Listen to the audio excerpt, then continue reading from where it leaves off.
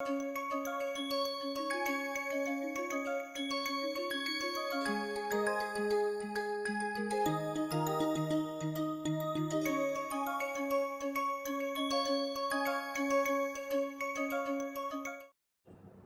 to Designing AI-driven Personalized and Adaptive Learning Environments course.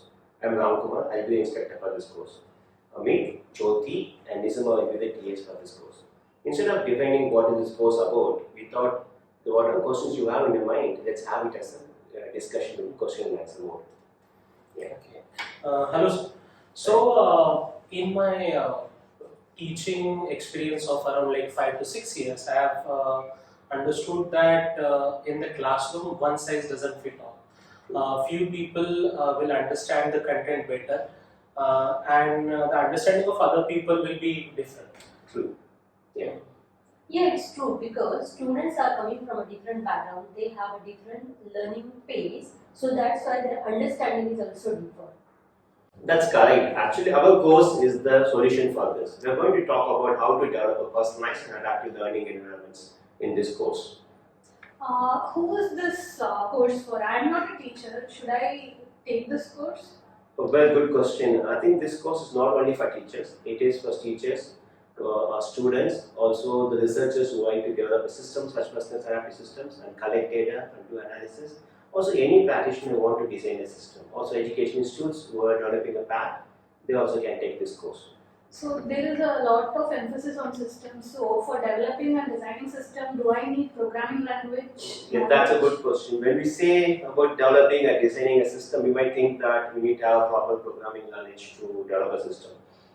Fortunately, no, because due to latest advancement of LLM and AI, we can develop systems with a few command prompts. So the coding knowledge is not required for this course. However, if you have basic understanding about how the program works, how to create a system, how to implement it, it will help a lot. That's the idea. Then what you are going to cover in this course? Oh, in this course, we will talk about what is personalized adaptive learning environments. The PAL architecture will be covered in this course. PAL includes domain module, learner module, and pedagogy module. The domain module contains all the data. We'll talk about two different types of domain modules, how to store the data. Then we'll talk about learner module. Then we'll talk about what kind of learners interaction has been collected and stored. How this learners interaction is used to provide a remedial content, the right amount of content from the pedagogy module discussed in this course. That will take another 3-4 weeks of this course. After that, we'll talk about sample systems where we could use to create the systems using GIFT or the SCORM 360 framework, how to create such a PAL without any coding. Then we'll talk about the existing systems, which is been established in academic work. We'll talk about it. Then we'll talk about different systems other than classroom environment, can use it in different environment. We'll talk about that in this course. So this course might cover the architecture of PAL, how to develop, how to design one. In the idea is that at the end you should be able to design your own system by end of this course. Okay. That's that. So are there any existing systems? Oh yeah, there are many existing systems. In India, we have famous systems by education initiatives called MindSpa. Conventions have their own personal adaptive learning environment. But in academics, it's been well researched. In academics, we know the first system, very well known system is called Cognitive Tutor, developed at CMU University. The Cog Tutor is used to teach mathematics, and this has been shown to improve students' SAT scores in the US. And we have other choosers called Bang Outpost, and many other systems have been established and been studied well in the academic world. Oh, that's nice. But sir, as you mentioned, all these systems are from the mathematics domain, right? Oh, yeah. So, is this PAL system is only for mathematics? And that's a good catch. In academic world, people create PAL system for math because math is very structured. The knowledge graph of math is very structured. You know that if you want to teach a class 6 students of fractions, the prior knowledge is about fractions from class 5, either number systems. We have a structured knowledge graph. That's why PAL has been used in the mathematics mostly. But it's not necessary that you should teach only math using PAL. You could use science. There are systems like Betty's Brain, which have used science concepts where students have to create a causal link between two concepts, has been taught using simulation, all these things possible. So it's not only for maths, other topics also possible. Oh, that's good. Sir, one more thing, like from your explanation, it sounds like this is particularly for school. Is that so? So that's also good. I think it's not necessarily for the schools. The PAL can be for the undergraduate also, even for the the working professionals in the organizations. PAL is for everybody.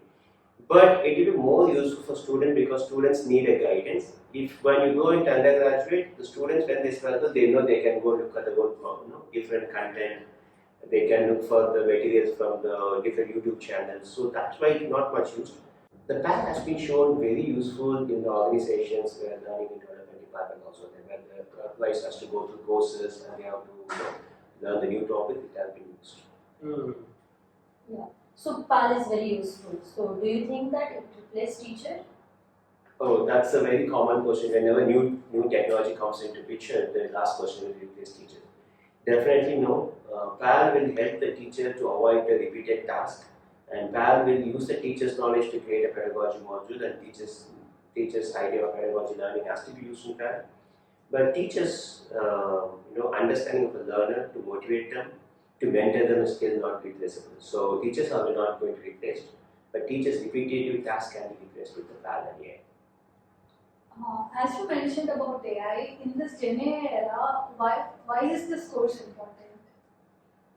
That's a very good question. The Gen AI talks about personalizing the content. If I have a Cloud or a ChatGPT or Gemini, I will tell system that I am so and so. I want to learn like a class 6 student. Give me the content. It can understand my mistakes. It can provide feedback and everything. With a simple prompt engine, we could create a course. But why we need a PAL?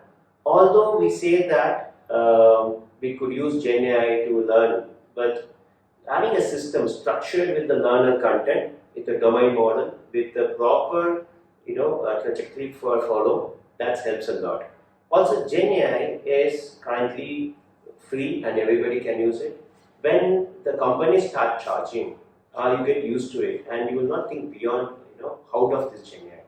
So having the PAL system implemented in a school where 60 students are interacting with it and trying to collect their data for the teachers and trying to understand what's a common misconception in the classroom, this Gen A won't be able to solve it. So we need a system, even in this era, to collect the data from students, understand students' learning, learning misconceptions, the behavior, to provide a feedback. Moreover, why this course is offered now? Creating PAL was a task we need a team of software engineers to do just before LLMs.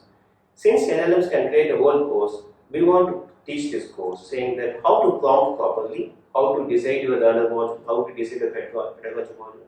That is the goal of this course. Thanks for the wonderful questions. I hope this cleared all your doubts. Hope you now register this course and enjoy the learning journey of this course. Thank you. Thank you. Thank you. Thank you.